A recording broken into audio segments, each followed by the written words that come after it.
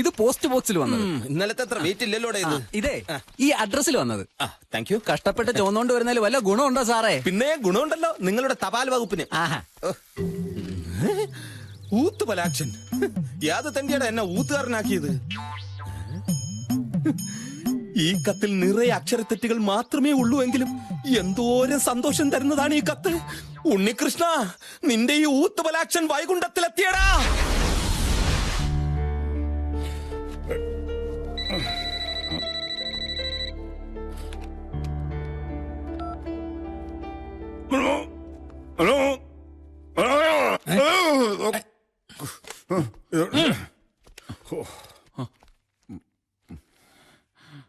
ഞാൻ ഉൽപ്പലാക്ഷനാണ്, എന്നെ അകത്തേക്ക് കയറ്റി വിടാ.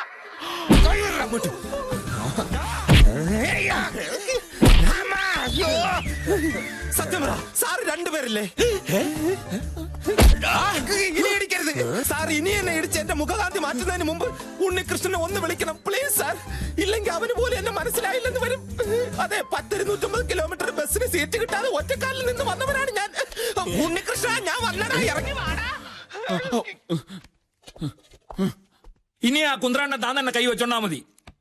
എന്ത് നിസ്സാര കാര്യം ഉണ്ടെങ്കിലും അപ്പ വിളിച്ചോളൂ ആ സെക്യൂരിറ്റി. ഞാൻ വരട്ടേടോ. ഓക്കെ.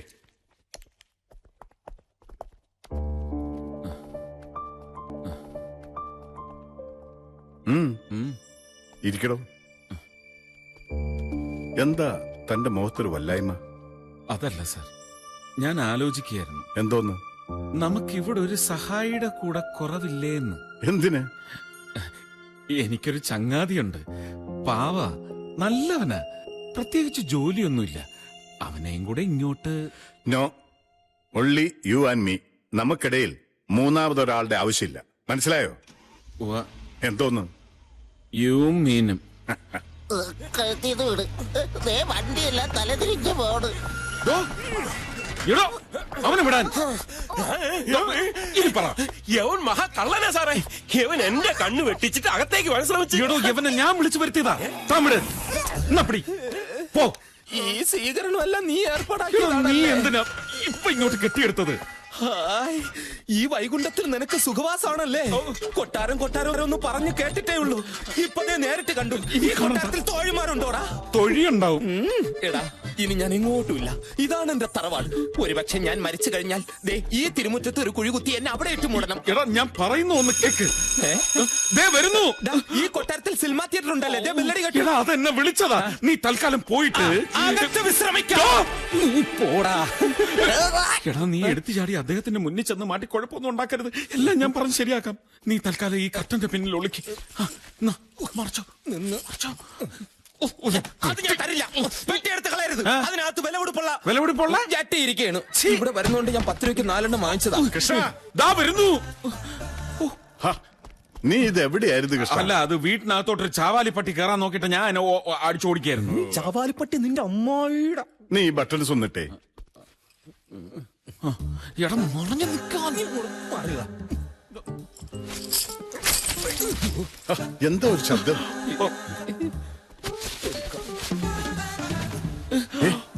കൃഷ്ണ, ആരോ ഇതിനകത്ത് കയറിയിട്ടുണ്ട്. ആരുമില്ല. അല്ലേ, ഞാൻ ചോദിക്കാം, ആരും അവിടെ? ഇവിടെ ആരുമില്ലെന്ന് പറയടാ. കൃഷ്ണ, നീ മാറിക്ക്. ആരടാ? ചോദിച്ചത് തോക്ക്. എത്രയും പെട്ടെന്ന് രക്ഷപ്പെടാം.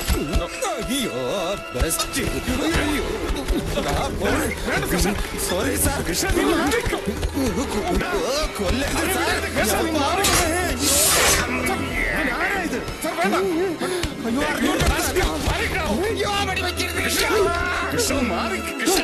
വേണ്ട സാർ, വേണ്ട. എടാ ദുഷ്ട, നീയായിരുന്നോ? എടാ, സാറിന്റെ നഖം വെട്ടാനും ഷേവ് ചെയ്യാൻ തരിച്ച് ചെയ്തോളാം. അല്ല, തലമുടി വെട്ടാനും ഒരുത്തം വേണമെന്ന് പറഞ്ഞ് നിന്നെ ഇവിടെ വിളിച്ചു വരുത്തിയത് ശരി തന്നെ. പക്ഷെ അതിന്റെ പേരിൽ ഇതിനകത്ത് കയറി നാശനഷ്ടം വരുത്തി വെച്ചാലുണ്ടല്ലോ. കൃഷ്ണ, എടാന്നു അടിച്ചടിച്ചു നിന്നെ. മതി. എടോ, തന്നെ ആവശ്യമുള്ളപ്പോ വിളിച്ചോളാം. അപ്പൊ കത്തിയോ എന്നാ വെച്ചപ്പാ? താനിപ്പോ ഒന്ന് ഒഴിവായാ മതി. പോടോ. അല്ല, അങ്ങനെ അവനെ വിട്ടാൻ പറ്റത്തില്ല സാർ. ഇവൻ ഇവിടെ ഉണ്ടാക്കി വെച്ച നാശനഷ്ടത്തിന് ജീവിതകാലം മുഴുവൻ ഇവിടെ പുറത്ത് തൂമ്പാപ്പണി എടുത്തിട്ട്. എന്റെ പൊന്നു കൃഷ്ണ, ഇവനെ അകത്തും പുറത്തും നിർത്താൻ കൊള്ളില്ല. ഇവന്റെ ലക്ഷണം കണ്ടാൽ തന്നെ അറിയാൻ പാടില്ല. നീ ഒന്ന് ഒഴിവായിത്താടാ. പോടാ. ഒന്ന് ഇറങ്ങി പോടാ ക്ണാപ്പാ. എന്നെ കൃഷ്ണ. അല്ല സാർ, ഓരോ മാരണങ്ങൾ വന്ന് കേറുന്നതേ.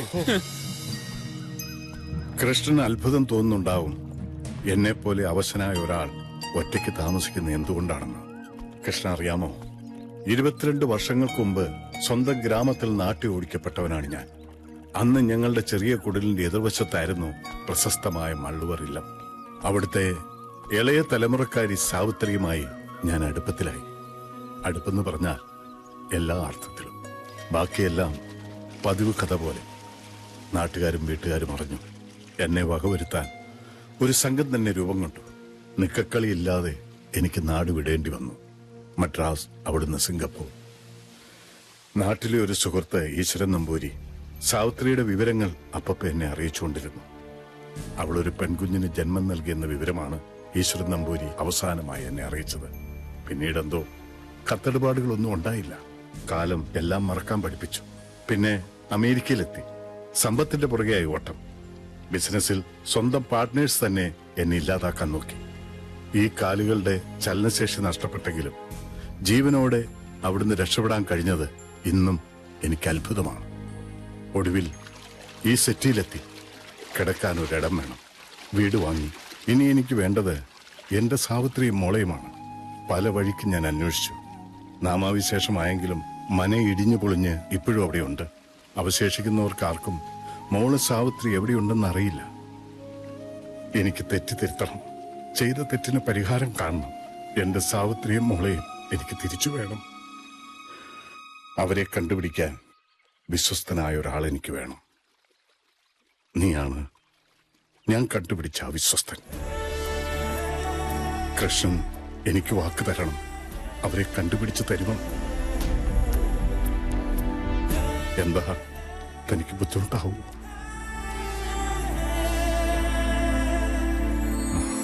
ഇല്ല, ഒരിക്കലും ഇല്ല. സാറിന് വേണ്ടി സന്തോഷമേ ഉള്ളൂ. അവരെവിടെ ഉണ്ടെങ്കിലും ഞാൻ കണ്ടുപിടിച്ചിരിക്കും.